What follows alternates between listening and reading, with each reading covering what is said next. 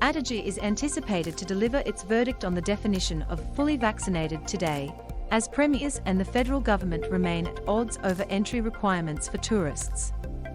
With the international border set to reopen from February 21st, the federal government has said fully vaccinated travellers, those who had received 2 doses of an Australia-approved vaccine, will be allowed in.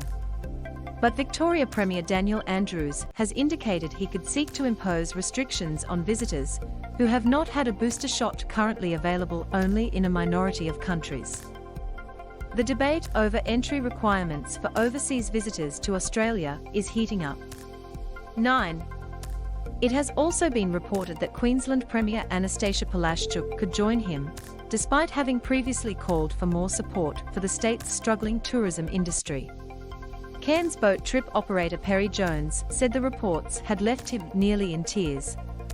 He told Today he supported booster shots, but that making them mandatory would mean death for tourism. "We've got to start living with it. Let's be adults now, understand that we've got to live with this like we live in the flu and live with the cold and stuff like," he said.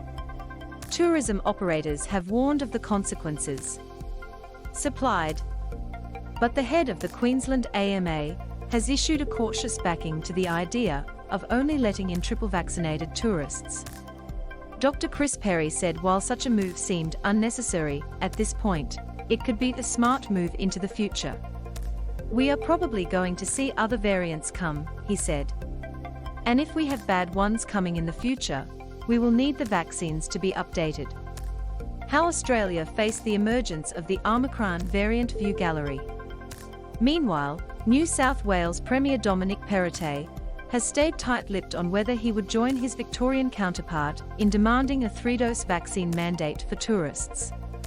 Mr. Perrottet told Today he would await advice from ATAGI and would advocate for national consistency. "There's been a lot of discussion around it, and if that is the advice from ATAGI, then obviously from a NSW perspective, we'll be applying that here in our state," Mr. Perrottet said.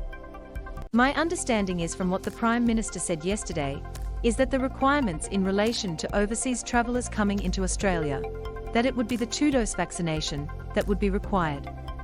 Mr. Perrottet also pointed out the advice National Cabinet was anticipating from ATAGI would relate to the definition of fully vaccinated in Australia, not to visitors. "That is a different situation for those people coming from overseas in circumstances where they have different procedures and rules in place for their country," he said. At a later press conference this morning, he gave a stronger indication that NSW might still allow double vaccinated travellers in regardless of the ATAGI advice for Australians. He said Australia had to rejoin the world in a sensible, measured way.